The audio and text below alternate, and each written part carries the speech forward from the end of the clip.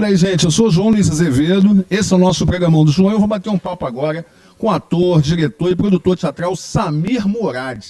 Ele estreia agora no mês de junho 4 espetáculos do repertório dele no Teatro Glauci Rocha, aqui no centro do Rio de Janeiro.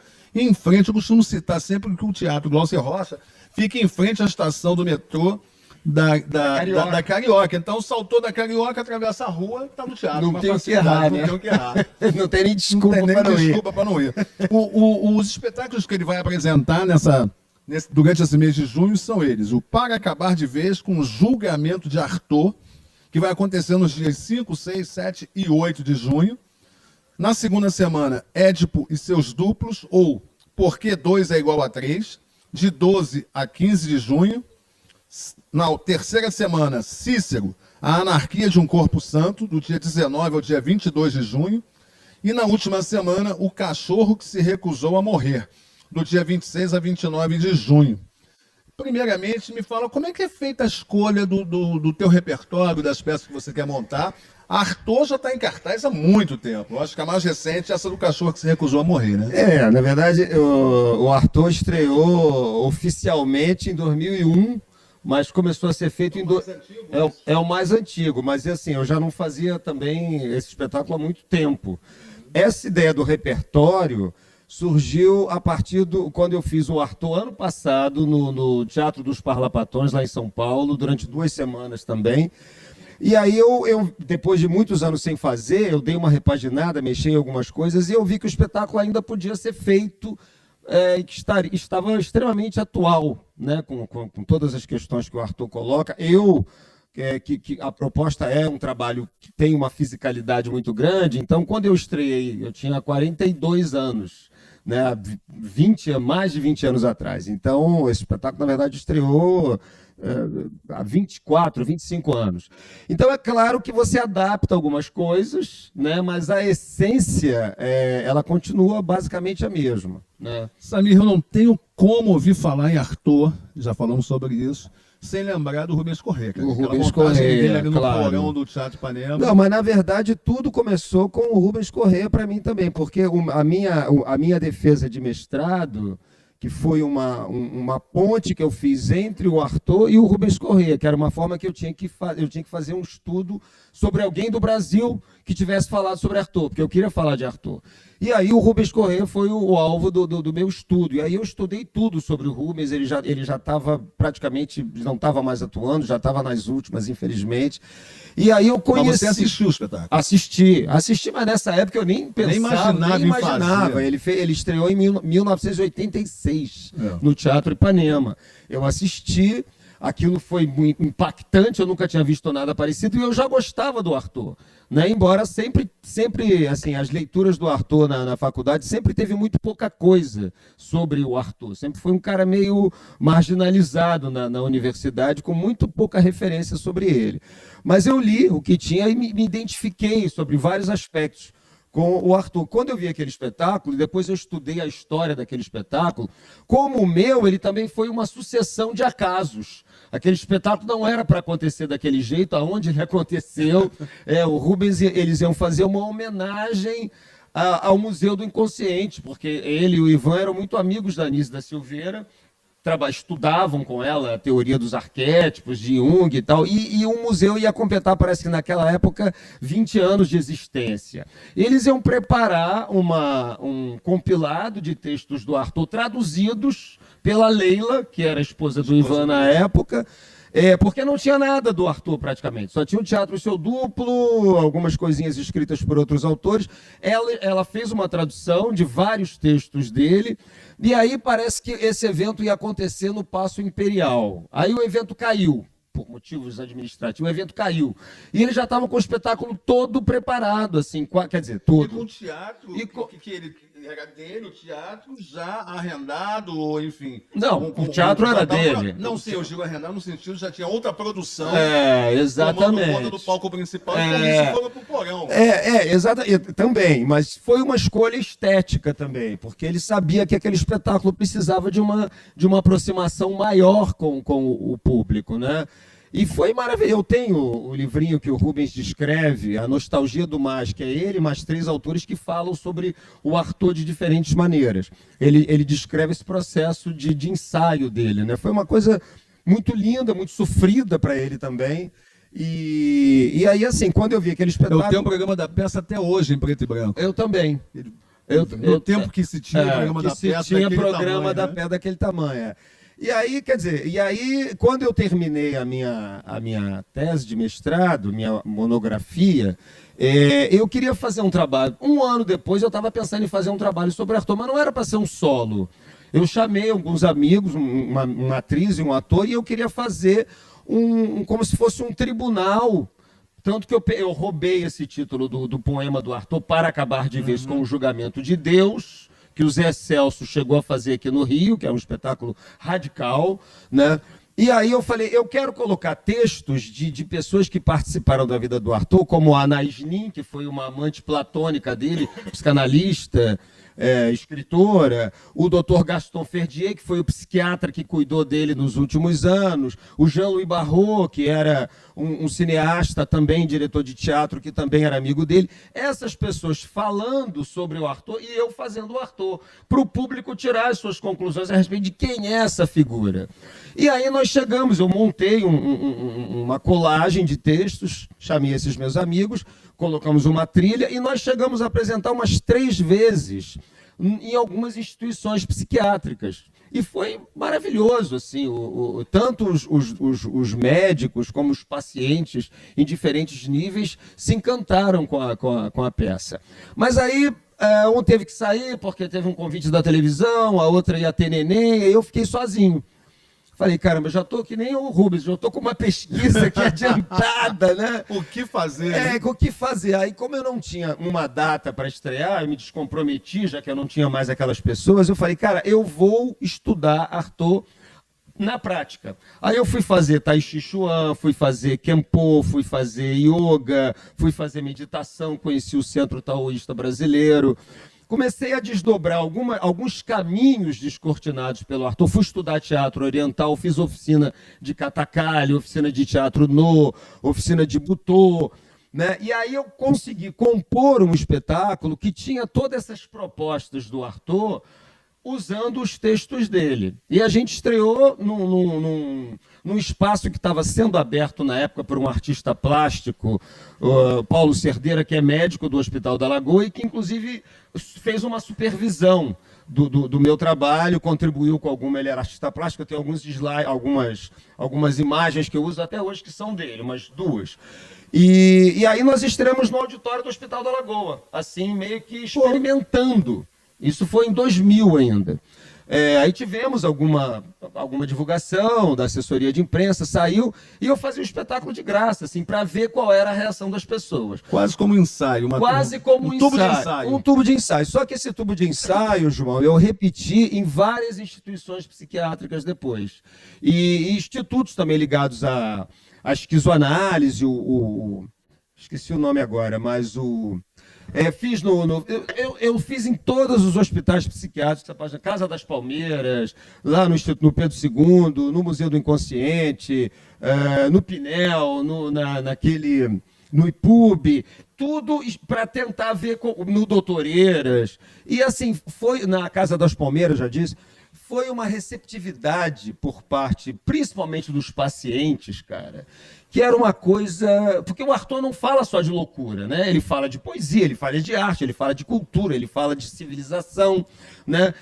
E os pacientes, principalmente, eles tinham uma afinidade com aquela figura que eles viam em cena, que era uma coisa absurda. Foram os espetáculos, assim, do ponto de vista, naquele momento, mais gratificantes que eu fiz. Com toda a sinceridade, com toda a loucura que eles traziam para o auditório. Você estava falando, de repente o cara levantava, entrava na cena, falava contigo, voltava para o lugar, ou fazia um comentário sobre o que você estava usando. Muito doido. E aí eu falei, cara, eu tenho que fazer esse negócio. E aí eu recebi um convite de um espaço que estava começando ali na Lapa, que era o Casarão Cultural dos Arcos, que estava com uma peça de teatro lá, estavam fazendo um trabalho lá de resistência. Aí eu fui lá conhecer o espaço, era um espaço completamente anticonvencional, tinha sido um cinema vazio, né?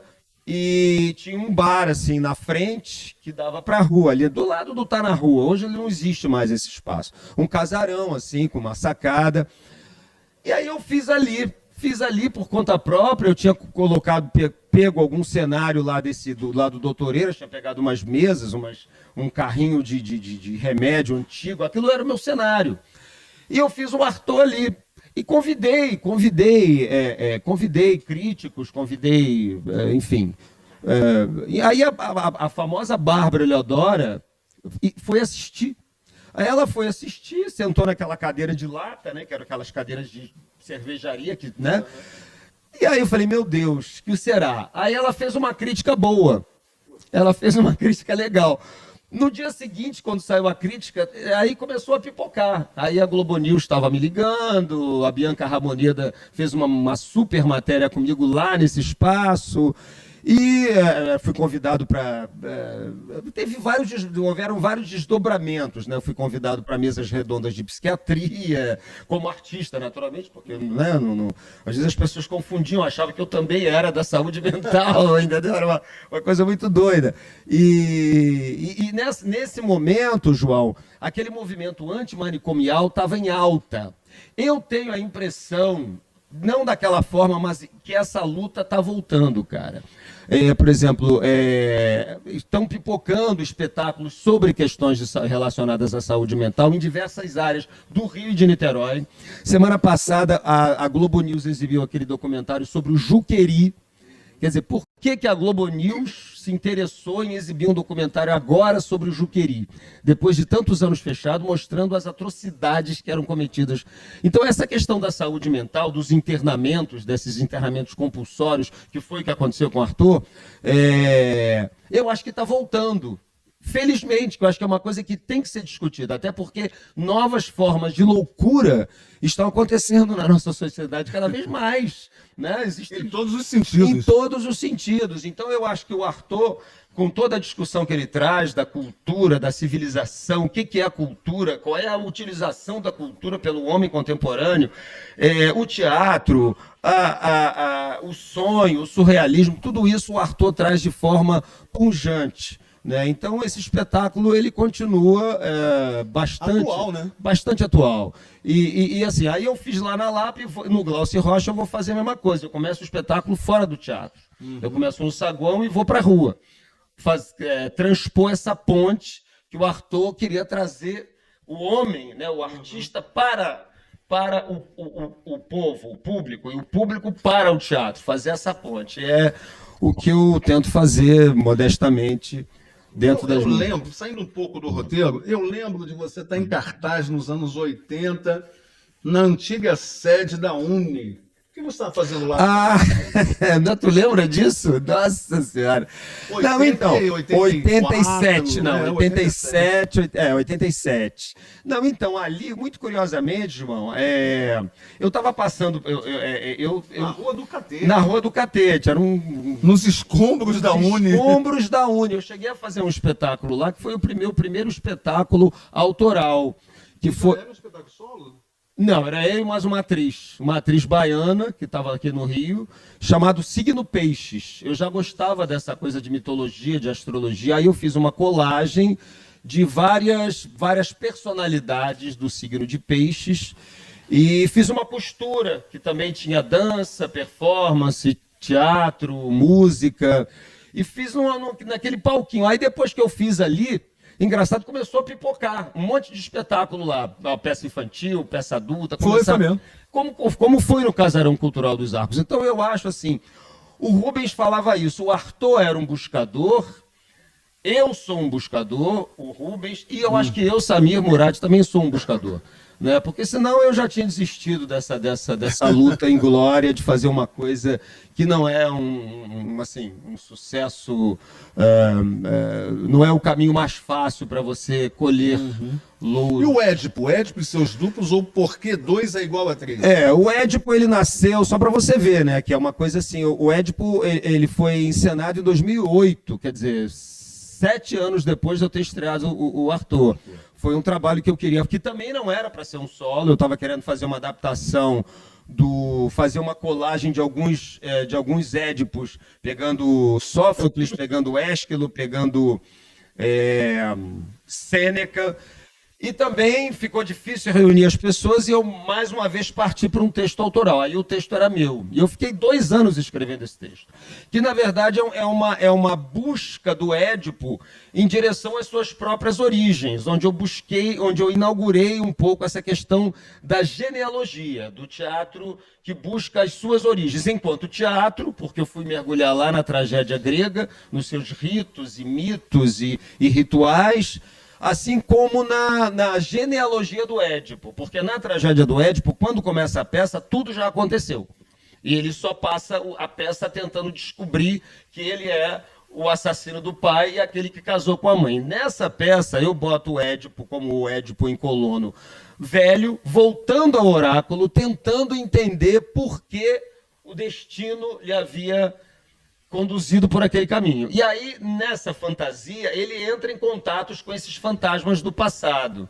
E eu trago todos os personagens que passaram pela vida dele vivos, né? Então, é um ajuste de contas com a divindade, fazendo o público entender toda a história pregressa do Édipo. E aí eu fiz uma pesquisa vasta, né, por esses meandros da mitologia e tal. E é muito interessante que eu tento mostrar nessa peça, assim, a gente discute essa questão do destino, que é um tema que está presente em todo esse repertório.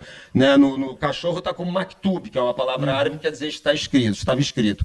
Aqui a gente tenta colocar assim, como é que ele fez as escolhas e como é que o destino, de alguma forma, o escolheu também.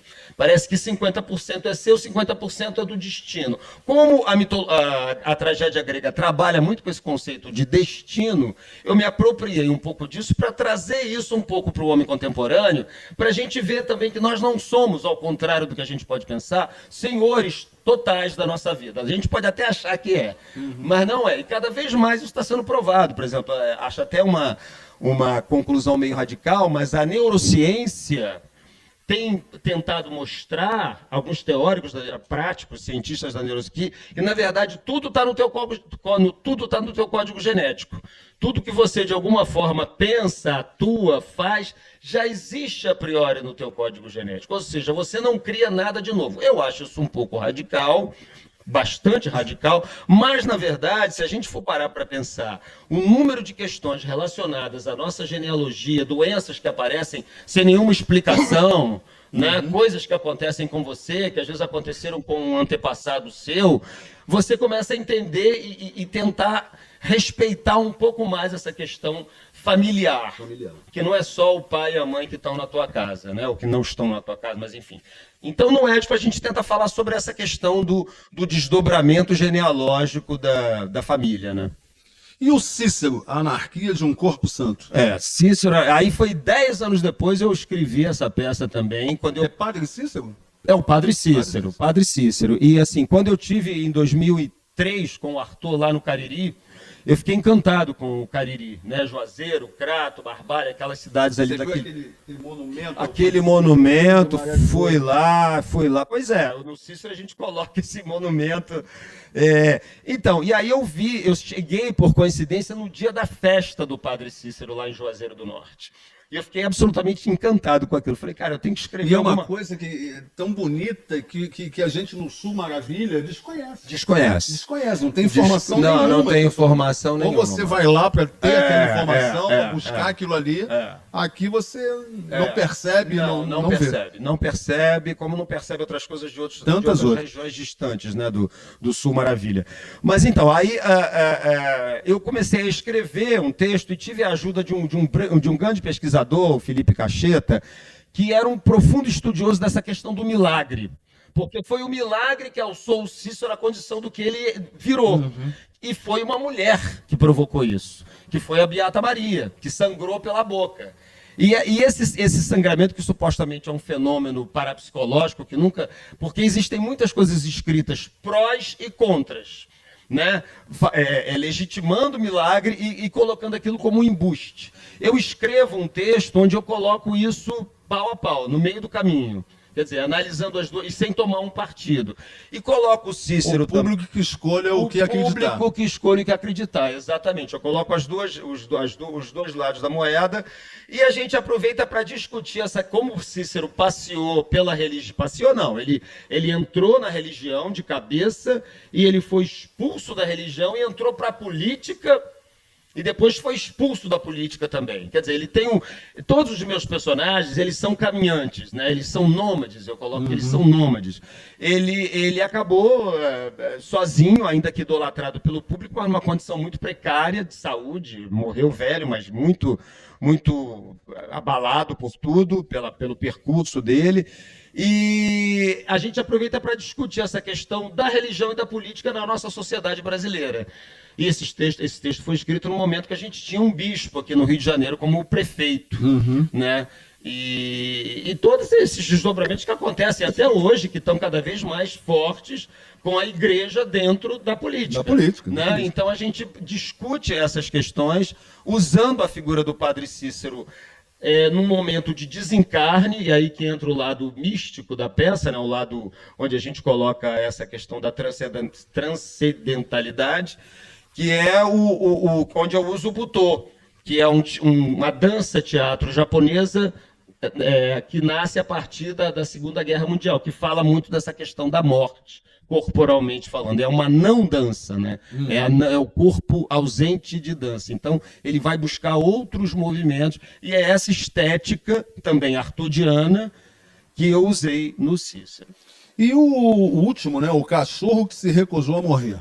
O cachorro que se recusou a morrer... Que cachorro é esse? Que cachorro é esse? Esse é meio biográfico, né? Exatamente. Essa frase, João, ela me surgiu num sonho, cara. O cachorro que se recusou a morrer estava numa contracapa, assim, de um caderno velho, todo rabiscado, e essa frase surgiu no meu sonho, assim. Falei, caramba, eu anotei.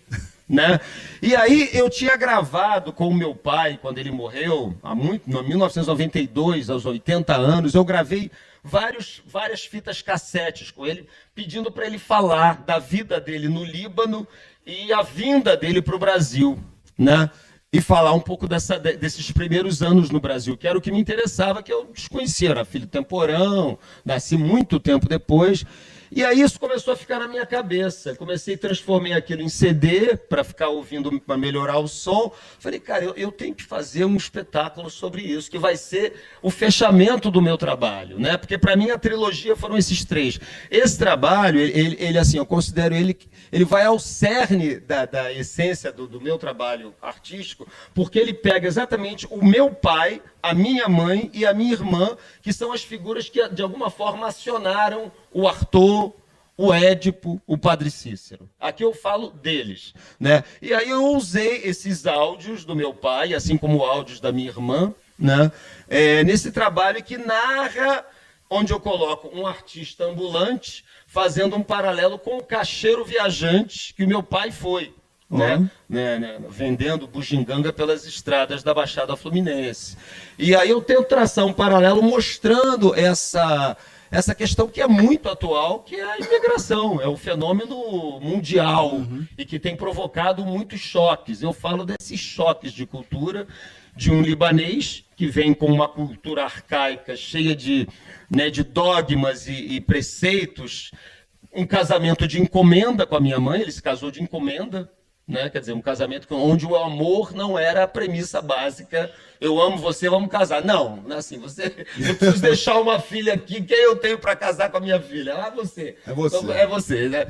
Então a peça fala disso, assim, dos riscos que a gente corre quando toma determinadas atitudes que são só a extensão de uma tradição sem pensar nas nossas necessidades pessoais, individuais, né? Então, o nascimento de uma irmã, que foi a irmã que me inspirou a estudar o Arthur, que foi uma irmã que ficou internada em várias instituições pelas quais eu passei, né? Que levou choque elétrico, como o Arthur levou, e que foi, de alguma forma, fruto desse casamento sem amor, né? Embora os meus pais nunca tenham se separado, eles viveram juntos até morrer, né? Então, assim, a gente fala desse choque de culturas, dessa imigração e dessa questão da saúde mental, né? de uma forma onde existe um pouco de humor, um pouco de graça, né? E um trabalho que tem assim, um intuito de revelar um pouco do que a gente traz também das nossas famílias, né? Atentar um pouco mais para essas pessoas que estão na nossa família, né? O teu espetáculo é de quinta a domingo, sendo quinta, sexta e sábado às 7 da noite e domingo às 6. Isso. Você imagina esse espetáculo direcionado para um público específico, e que público seria esse? Não, João, não, eu não acho que é um público específico, não, cara. Eu acho assim, o Arthur eu fiz no Ceará, fiz no Rio Grande do Sul, e assim, ele teve receptividades naturalmente distintas em função da cultura de cada povo, mas eu nunca acho que o meu trabalho ele tem uma coisa hermética, que só aquela pessoa que estudou ético vai entender. Né? E desses 4, eu acho que o Cachorro que se recusou a morrer é um espetáculo, digamos assim, que chega talvez um pouco mais fácil, que ele tem um apelo um pouco mais afetivo, um pouco mais emocionado, né? Mas os outros espetáculos também eles falam de figuras que eu acho que trazem uma empatia com todo mundo. Se vê um pouco naquele Édipo que está tentando entender por que as coisas aconteceram daquele jeito, entendeu? O Cícero também, essa questão dessa divisão, né? Eu quero ir para a religião, mas eu preciso da política, senão eu não consigo fazer o que eu preciso fazer para o bem do povo. Então tem essas divisões internas que, mesmo que a gente não seja uma celebridade, não seja uma pessoa de uma singularidade, né, única, nós temos essas inquietações, essas divisões. Então a gente fala muito do meio do caminho, o que é o meio do caminho na vida de uma pessoa e o que é o caminho do meio, o que é a escolha voluntária e o que te sobrou para você escolher. A gente coloca questões que são muito cruciais, né?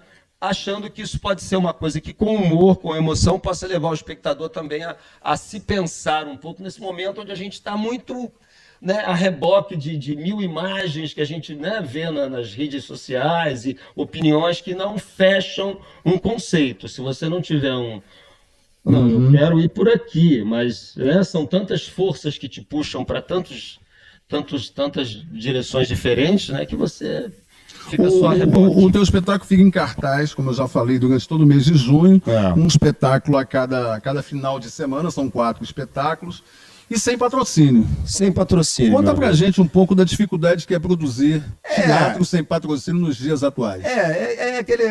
O meu, a gente tenta colocar em alguns editais, a gente tentou colocar o Cachorro no edital do Sesc, passamos na primeira fase, tentamos colocar em alguns editais que nos são possíveis, porque essa questão do repertório é muito complicada, porque alguns espetáculos pré-editais eles já não servem, porque já estão datados. Já estão datados e já foram apresentados. Já foram apresentados, exatamente. Já estrearam.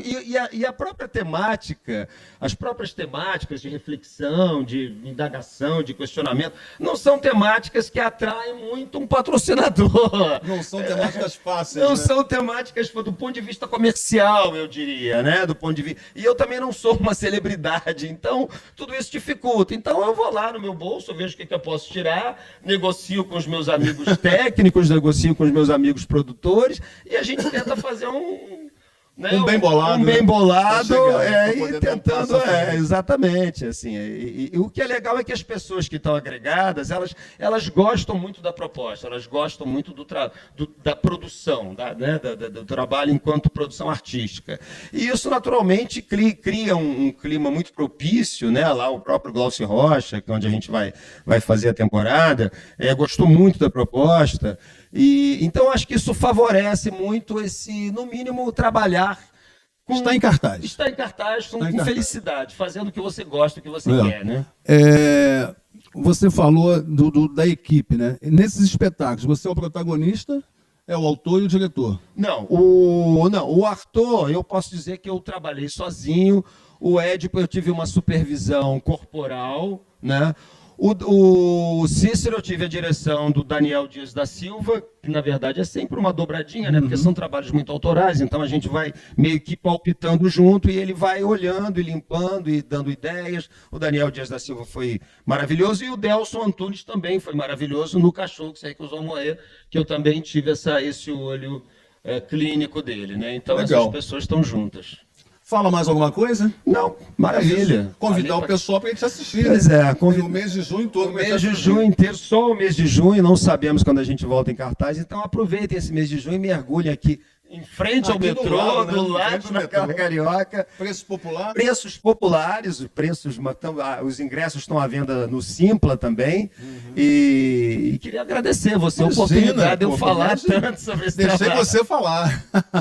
Obrigado, eu sou o João Luiz Azevedo, esse é o nosso programa no João. Eu acabei de falar com o Samir Morad. Muito obrigado. Prazer. Obrigado.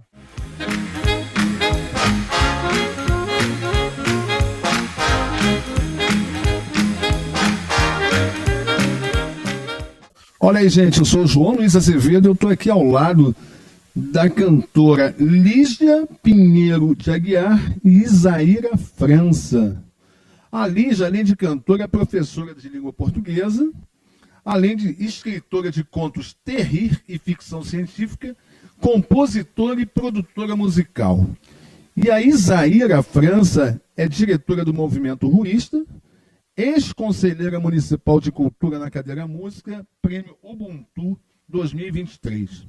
Antes de eu começar a conversar com a Lígia, é importante a gente ressaltar uma questão que eu acho bem bacana. A Lígia certamente é uma das pessoas que eu conheço há mais tempo na minha vida. Eu conheço a Lígia desde os anos 80, né? 86, 87, 88. Eu acho que era outra encarnação a minha. Eu tinha uma associação de espectadores, né? Foi outra encarnação isso. Eu nem me lembro mais, Não foi, Lígia? Época boa, né, mãe? Época boa. Eu tinha uma associação de espectadores e ela era uma das minhas associadas. E a partir dali conheci ela, conheci a irmã, conheci todo mundo. Época muito boa. Guardamos com muito carinho a época e ter conhecido você também, que é um super amigo. Muito legal. E era uma época boa porque a gente não tinha conta para pagar. Né? A gente só tinha conta para receber, não tinha conta para pagar, né? Naquela época a gente não tinha conta para pagar, o que a gente gastava por nossa conta. Mas é maior prazer estar com a Lígia Pinheiro Aguiar aqui, porque, como eu falei, é uma pessoa que eu gosto muito, conheço há muitos anos, já me ajudou muito. Já era para ter vindo há mais tempo aqui, mas enfim, não faltou oportunidade de você estar aqui hoje. É isso aí. E aí, Lígia, me conta obrigada pelo carinho. Eu sempre te conheci como professora de música, né?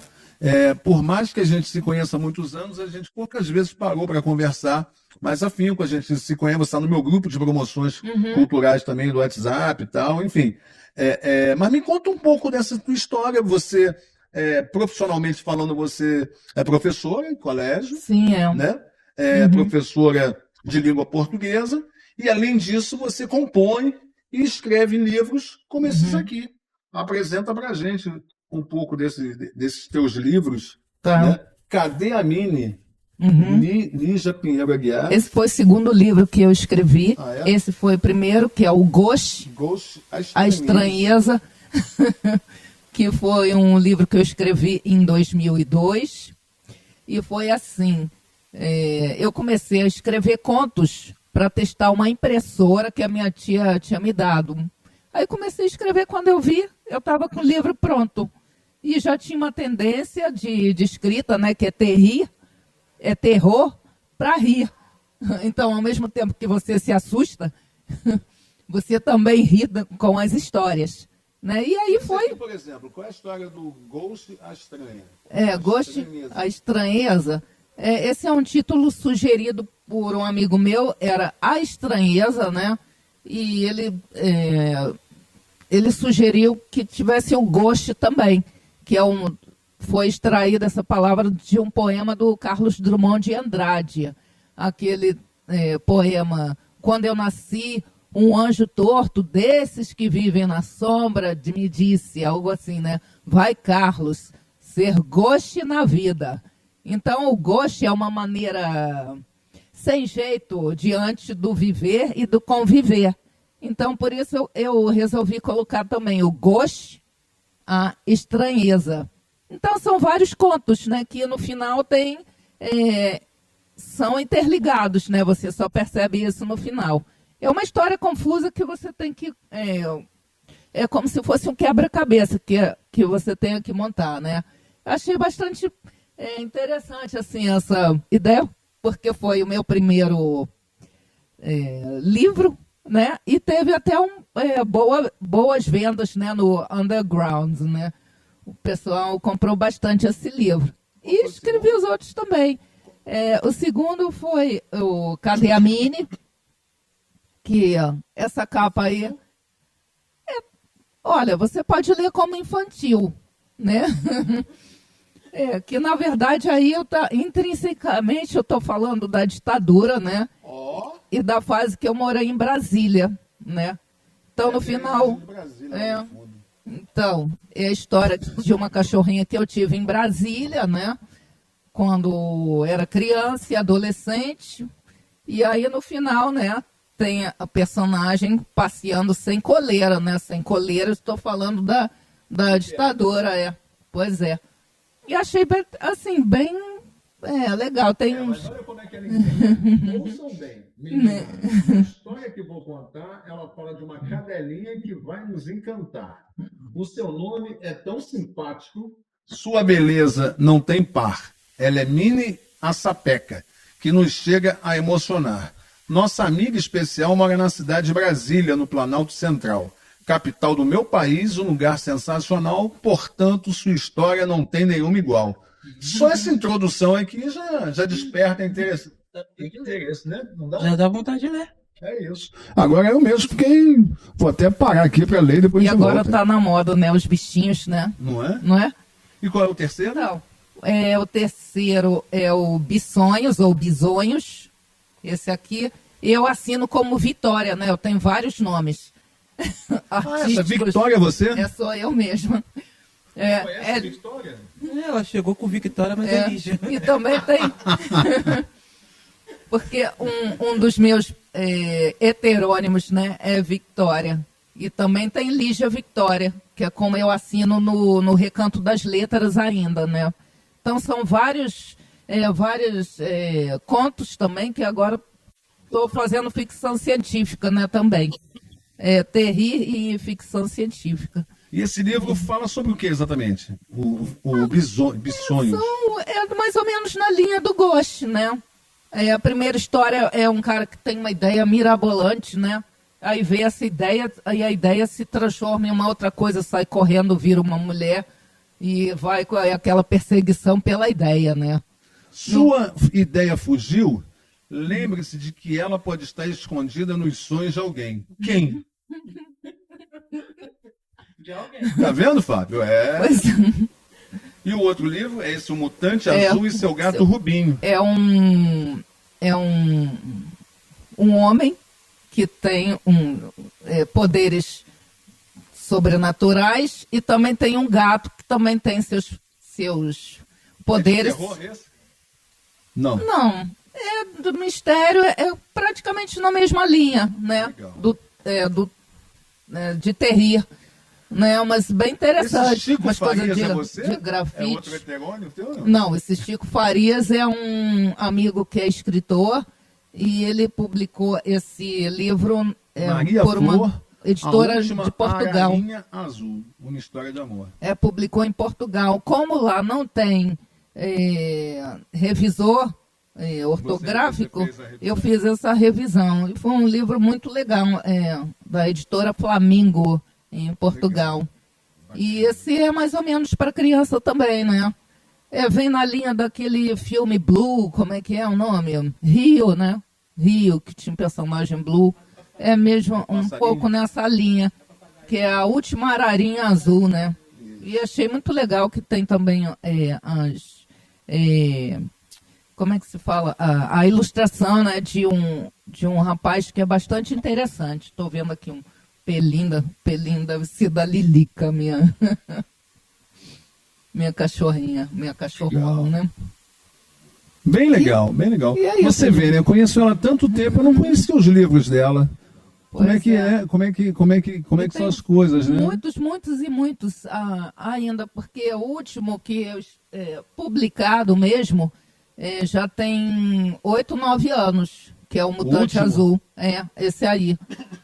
Publicado como livro impresso, né? Porque eu tenho outros como e-livros, né? Na internet. E tem na Amazon, se você procurar procurar por Lígia. Pela IA, ela manda de vez em quando os videozinhos pra gente ver.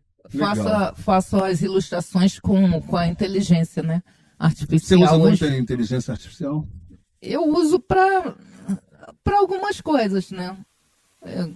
Para pesquisa, essas coisas todas. Porque senão a gente perde um pouco a fluência, né? Da escrita. Eu percebo quando a pessoa escreve, tem aquela parada que ela usou para pesquisar, né? Entendeu? Já tem que estar tudo na cabeça para escrever, né? Depois é só ir aparando as arestas, né? Eu acho que cada um tem um sistema, né, de escrever, né? De criar, né? Ninguém, né? Vamos falar agora com a Isaíra França. Conta um pouco da tua história, Isaíra. Vou passar aqui para você. Eu sou Isaíra França. Eu sou a filha que aos 5 anos de idade eu vi meu pai queimando as músicas dele. E aí eu prometi pro meu pai. Queimando a letra das músicas? As letras das músicas. E eu achava que ele queimava as letras, ia queimar as músicas, ia queimar tudo, ia sumir tudo, eu nunca mais ia ouvir, né? Quem foi seu pai? Romualdo França. Era um grande compositor. Só que não teve visibilidade, meu velho. Chegou a fazer sucesso com alguma música? Que a gente possa não ter alguma chegou, referência? Meu pai fez música em homenagem ao Rio de Janeiro, em 1900 e bolinha, que eu não era nascida, né? Em homenagem a Uberlândia, né? Que é Brasília. Né? Fez disco. Teve um disco dele que foi gravado pela Polícia Militar do Rio de Janeiro, né? Junto com o Tata Tranqueiro da Silva Pinto, né? E depois ele fez um outro disco que era Ano das Crianças, em 1971, 72, eu não era nascida também. Mas teve uma época que ele andava muito em gravadora, meu pai foi gari na vida, meu pai foi ator, foi gari, meu pai trabalhou com muita gente famosa. Legal. E ele chegou uma vez muito invocado, pegou as músicas dele, botou a letra todinha assim na varanda. E mesmo eu chorando, sendo a menina dos olhos dele, eu falei, meu pai não queima, meu pai chorando. Porque eu achava. Mas por que ele queimou as letras? Ele foi para algum lugar e falaram alguma coisa que ele não gostou, e na hora ele falou, não quero mais saber disso, eu não quero. Estava desiludido. Né? E como eu gostava que ele tocava as músicas tudo, brincadeira de roda, a gente fazia junto com a minha irmã, cantava junto, né? E aí quando ele queimou, eu achava que eu nunca mais ia ouvir. Meu pai queimou a música, eu nunca mais vou ouvir isso. Eu tinha 4 para 5 anos. Aí eu vi ele queimou as músicas e eu vi as cinzas, ele olhando para as cinzas. E essas músicas dele, como é que a gente encontra ela? Você preservou isso? Teve a oportunidade de preservar, reescrever, regravar? Eu tive a oportunidade de ele vivo. E assim, eu prometi para ele quando eu tinha naquela idade lá, quando eu vi ele queimar as músicas, eu falei para ele, meu pai, eu vou crescer. Eu vou crescer. Se ninguém cantar sua música, eu vou crescer e vou cantar. Canta uma pra gente tentar entender ou conhecer a obra do teu pai. Vou cantar uma música que ele falou assim pra mim, minha filha, eu vou fazer uma música para você tocar e cantar. Né? Ele fazia vários estilos. Vou cantar uma que ele fez para eu tocar e cantar. Maravilha. Qual o nome da música? Recordar para sofrer. Recordar para sofrer não. Legal.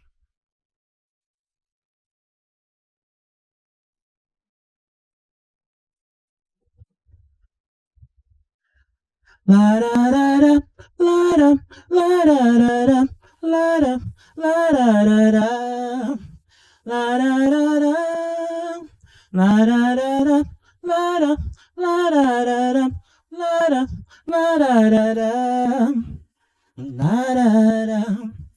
Por onde andei guardei muita recordação, muitas lembranças, lamentos e solidão. Eu quero amor e muita paz no coração. Recordar pra sofrer não quero não. Por onde andei guardei muita recordação, muitas lembranças, lamentos e solidão. Eu quero amor e muita paz no coração. Recordar pra sofrer não quero não. A tristeza quer ferir meu coração. Eu sou da paz, não aceito isso não. É melhor esquecer o que passou. Viver a vida e ser feliz com muito amor. É melhor esquecer o que passou. Viver a vida e ser feliz com meu amor. Lararara, lara, lararara, lara, lararara, lararara, lararara, lara, lararara, lara, lararara, lararara. Maravilha, quem sabe faz ao vivo. Legal, mas você estava falando das músicas do teu pai, essas músicas elas são preservadas por você ou por uma outra pessoa, de que forma? Assim, eu cresci, e eu escutava muito meu pai tocar. Teve uma época que eu batia nas gravadoras, eu levava as músicas pro meu pai nas gravadoras, pegava a fitinha, ou às vezes o demo, ou o CDzinho, ia levar a música para as gravadoras. Chegava lá, era só, tipo assim, volta aqui semana que vem. E eu te enrolando. Isso, enrolo. Esse tipo, antigamente para mim, a música era como se fosse o sangue que corria na minha veia. Eu gostava muito, muito mesmo. E teve uma época que eu fiquei desgostosa, igual ele. E teve um dia que ele chegou, a gente morando em Sepetiba, chovendo dentro de casa, meu pai na madrugada acordou, a gente dormindo na sala, aí eu escutei só o barulho da cadeira. Aí ele pegou o violão e começou a fazer uma melodia. Aí isso que ele pegava o violão e falava: os teus olhos mexem com meu coração, como o pássaro que voou da minha mão. Nosso mundo cheio de ingratidão, no meu peito mora uma paixão. Aí, ele fazendo essa letra, eu deitada ali, eu falei, caraca, chovendo desse jeito, chovendo na cozinha toda molhada, e meu pai viajou. E ele, todo dia surge um pensamento, todo dia uma inspiração, todo dia viajo no tempo, em busca de uma ilusão. Eu virei pro lado e comecei a chorar. Eu falei, onde que ele viajou? Com tanta tristeza, ele veio trazer tanta alegria nessa letra. Eu falei, eu não vou deixar meu pai ser esquecido. Pelo menos em Sepetiba o pessoal vai saber que ele é compositor. Ele era de Sepetiba? Meu pai era baiano de Nazaré das Farinhas. Uhum. Mas por que você cita em Sepetiba? Porque nós fomos morar em Sepetiba. Ah, ele morou em Sepetiba, isso, naquela região. Aí eu, pelo menos em Sepetiba, aqui nas rádios comunitárias, nem aí para a rádio comunitária. Todo mundo na rádio comunitária de Santa Cruz, quase a metade, tudo me conhece, gente. Tudo me conhece. Eu chegava lá, fazia entrevista, levava a música do meu pai, porque eu falava, não vai ficar na gaveta as músicas do meu pai, não vai ficar na gaveta. E teve um dia que minha mãe falou assim, eu falei, mãe, eu queria cantar na rua, mas só que eu não tenho essa caixinha. Ela foi, pegou o 13º dela e comprou uma caixinha para mim. Chegou, foi comprar a caixinha, fez feito que era para ela. E quando eu fiz eu aprender tudo lá na loja sobre a caixa, um microfone sem fio. Aí quando acabou ela falou, moça, quanto que é? Tem desconto? Aí, agora eu quero ver se tu vai cantar na rua. Me deu a caixa. Falei, não, na outra semana estava a entrada do palco do Metrô Rio. Uhum. Entrei no Metrô Rio para saber como é que era, me cadastrei. Na outra semana eu falei, meu pai, vamos tocar lá no centro da cidade, lá no metrô da Carioca. E ele foi tocar? Ele foi tocar, eu tenho várias fotos, tem no YouTube, eu e ele tocando no metrô da Carioca. Eu tocava com meu pai. E hoje a professora aí, sua amiga, é meu braço esquerdo e direito. Ah, ela é sua professora? É. Ah, é? Você nem falou nada, hein, Liz? É professora de tudo, ensina tudo aqui. Ela é e boa assim, professora? Boa professora, boa amiga. Né? E a gente toca por aí, né? E aí Qual a próxima apresentação de vocês? Aí agora a gente só vai ter só quando tiver o Sarau das Crianças. O sarau. Né? Dia Sábado. 7 de junho, na Praça do Metrô do Estácio. 7 de junho. Cuidado, porque eu fui assaltado ali, hein? Quando levaram meu celular, foi ali. Não, agora tá tendo bastante policiamento, agora tá bem... Agora é quando? Eu também, foi 5h30 da tarde. Ali é brabo, hein? Mas vai ser de manhã. E tu acha que bandido tem hora pra assaltar? Ele assalta de manhã também, é só ele saber que vocês estão lá. Nada. É cedo. Meu erro foi ter ido lá tarde, 5h30, se fosse cedo. Não, é cedo, é de... Nós estamos fazendo parte do sarau do Estácio, que é um sarau que está procurando buscar os famosos que tem na área, que são oriundos dali do complexo ali do Estácio, né? Como Luiz Melodia, Conceição Evaristo, Gonzaguinha, Cecília Meirelles. Monteiro Lobato. Todo mundo morou por ali? Morou. Quem morou ali próximo de mim foi um super compositor. Ele tinha inclusive um centro cultural ali, um sambista, Wilson Moreira. Ali na Barão de Ubá. Barão de Ubá tinha um centro cultural Wilson Moreira, o conhecido como Alicate, o aperto de mão mais poderoso do Brasil. Mas Olavo Bilac eu não sabia que morou ali, não. Tem várias personalidades que moravam ali e muitas pessoas não sabem. E assim, a gente está fazendo o sarau de crianças que vão fazer homenagem aos cantores, as pessoas antigas dali oriunda dali da área do Estácio. Uhum. E eu faço parte, eu e a professora, porque a minha avó foi... Carmen Miranda. Minha avó foi... Também foi dali? Foi. Minha avó foi parteira no morro, minha avó foi fundadora do Morro do São Carlos, bem dizer. Ela fez parte de várias pessoas ali do morro, né, na época que ela foi para lá. Bem interessante essa história, né? Bem legal. Então, assim, meu pai também, vivemos ali em cima no morro. Minha mãe nasceu ali atrás do Zinco. Legal. Canta uma música pra gente, toca e canta uma música pra gente. Olha, a minha voz agora é ela, né? Ai, meu Deus. A minha voz é ela, não. Ela tem uma música que é boa, tem música pra caraca ela. E eu gostei muito dela, fez essa música. Aí, quando ela fez a música, eu falei, pô, professor, eu vou gravar isso. Vou gravar essa música. E eu nem sabia falar as urubá lá, que ela botou umas palavras em urubá, que é, né? E aí, na outra semana a gente gravou, né? Pra homenagear o povo negro e as crianças, né? O amor... essas palavras. Canta aí alguém, pelo amor de Deus. Professora, toca aí. A música é boa.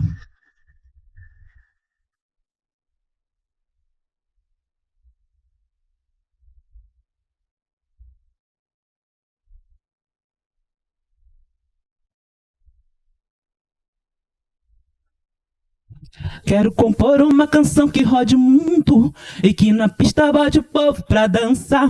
Em cada canto da cidade todos cantem a alegria do refrão que eu vou soprar. Aierelauau, adorei a jaiô, orio conijo. Aierelauau, adorei a jaiô, orio conijo. Aie, aie, o jaiô, aie, aie, o jaiô, aie, aie, o jaiô. Como dizia o poeta Simpatia, aproveite a vida porque a vida é uma só. Vamos que vamos ao som da melodia. Numa batida, aierelauau, adorei a jaiô, orio conijo. Aierelauau, adorei a jaiô, orio conijo. Aie, aie, o jaiô, aie, aie, o jaiô, aie, aie, o jaiô. Quero compor uma canção que rode o mundo e que na pista bote o povo pra dançar.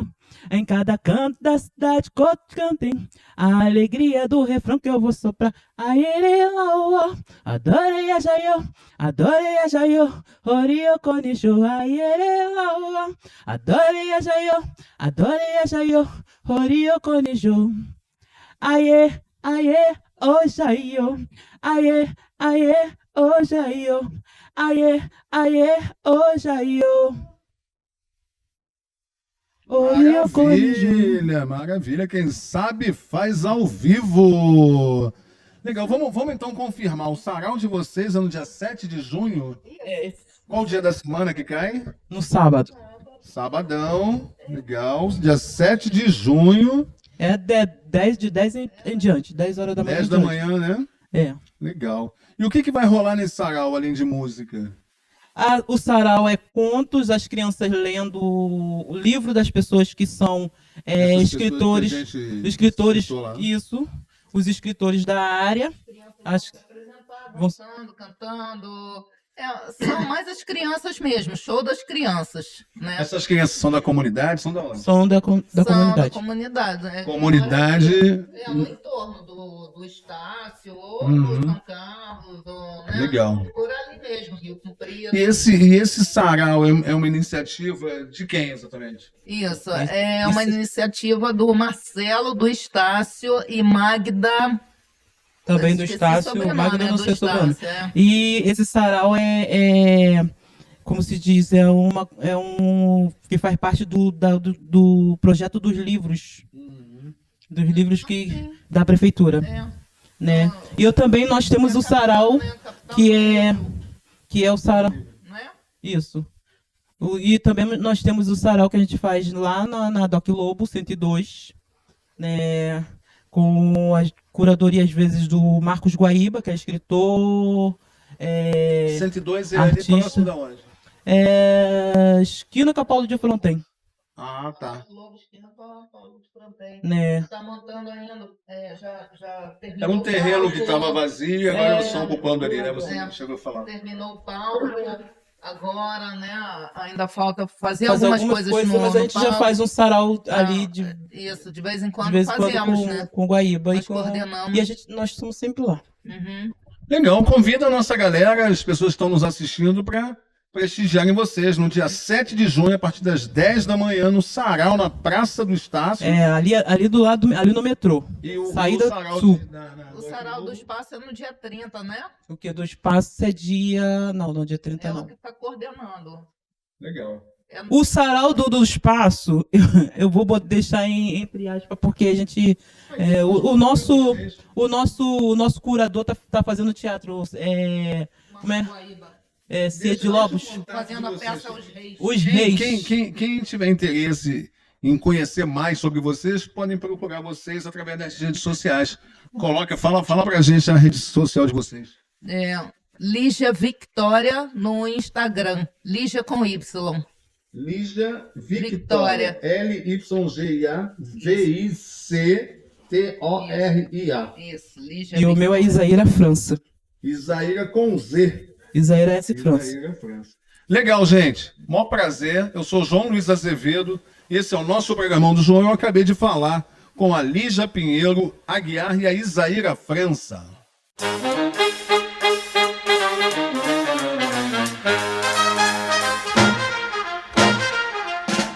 Galera, domingo, dia 1º, agora, vai ter o Arraiado Renascença. E, pessoal, é o primeiro arraiá do ano aqui no Rio de Janeiro, logo no primeiro dia de junho. Pois é, galera, a partir das 14 horas vai rolar forró, quadrilha e muito samba lá no Renascença, no Andaraí. Tem até concurso de fantasia. Vão ter barraquinhas com moda e também comida típica. E área kids também. A entrada é gratuita com ingressos lá no Simpla. Oi, pessoal, eu faço parte do Grupo Pedras de Teatro e a gente vai começar as nossas comemorações de 25 anos numa ocupação no Parque Glória Maria, antigo Parque das Ruínas, aqui em Santa Teresa, agora no mês de junho, 2 finais de semana, o que começa no dia 6 e o que acaba no dia 15. A gente vai fazer 3 espetáculos do nosso repertório. O adulto Céu de Agora e os infantis Rosa e a Semente e Rosa e a Floresta, todos autorais. Essa ocupação é também um brinde às nossas parcerias novas e antigas. A gente vai contar com a exposição Esplêndidas, de Luciana Greter, que foi ilustradora do livro Rosa e a Semente, e com uma barraca da Muda Outras Economias, com produtos incríveis vendidos com a moeda complementar Muda. Seguimos juntos fazendo teatro, resistindo, acreditando na cultura como ferramenta de transformação e pertencimento. Vem celebrar com a gente! 6 a 15 de junho, no Parque Glória Maria. Pai e mãe, ouro de mina, coração, desejo e sina, tudo mais. Olá, nós somos o elenco do Djavan Vidas pra Contar, o musical, e temos um convite para você. Nós estreamos no Rio de Janeiro no dia 5 de junho e em São Paulo dia 9 de agosto. Esse espetáculo ele é apresentado pelo Ministério da Cultura e Caixa Vida e Previdência. Vem com a gente! Vem!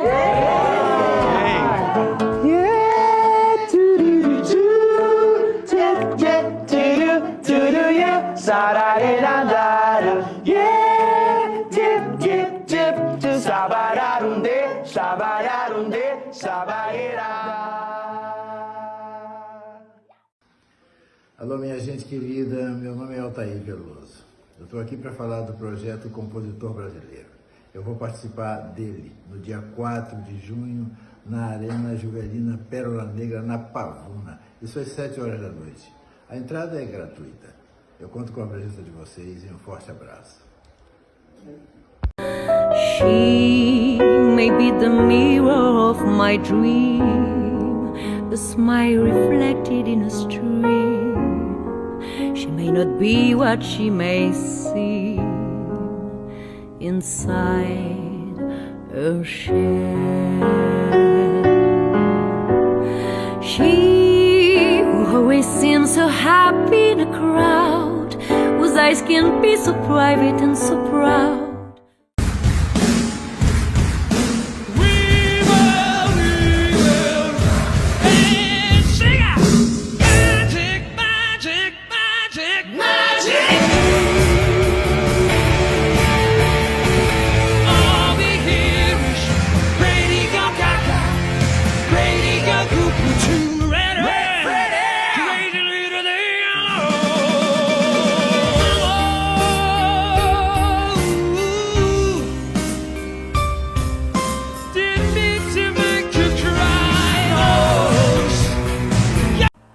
Oi pessoal, eu sou a Cláudia Mauro, queria convidar vocês para assistirem ao espetáculo A Vida Passou Por Aqui, no Teatro Fashion Mall, Sala Rosa Maria Murtinho, sábado às 18 horas, domingo às 17h30.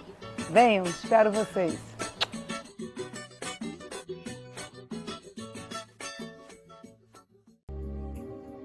Da tua liberdade, se preciso for, pensar que por você eu fui traído, a minha dor faz sangrar o coração, loucura.